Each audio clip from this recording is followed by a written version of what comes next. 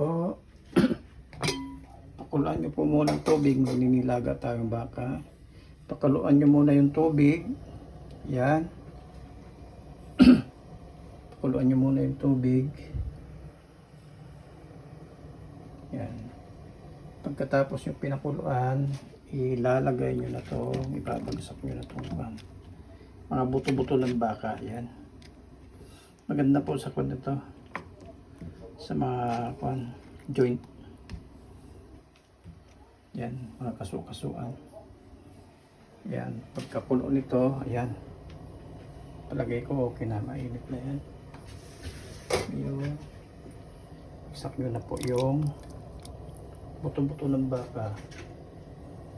Yan, buto-buto po yan ng baka. Yan.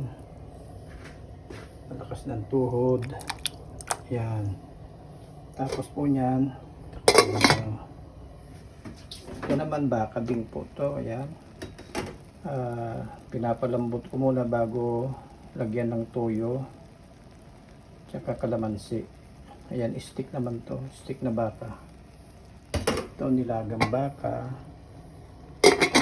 Stick na baka. Ayan, babaunin sa trabaho. Ayan, babaunin sa trabaho ng anak ko. Ayan. Pinapaulim mo sa kanya. Ayan na po yung kwan, sampasampalukan. Ayan o. Nilaga ko na, iniinom ko yan. Sampasampalukan. Ayan. Ayan, yung nagawing stick. Pinapalambot. Ito naman yung nilagang baka. Ayan po. Ito naman yung sampasampalukan. Maganda sa kidney. Stone breaker. Pagka may bara yung kwan, yung tubo ng kidney, yan, ayusin po yan. Yan, sampasampalukan. Pang kidney po yan. Pero mataas po ang purine. Kakataas po ng creatinine yan.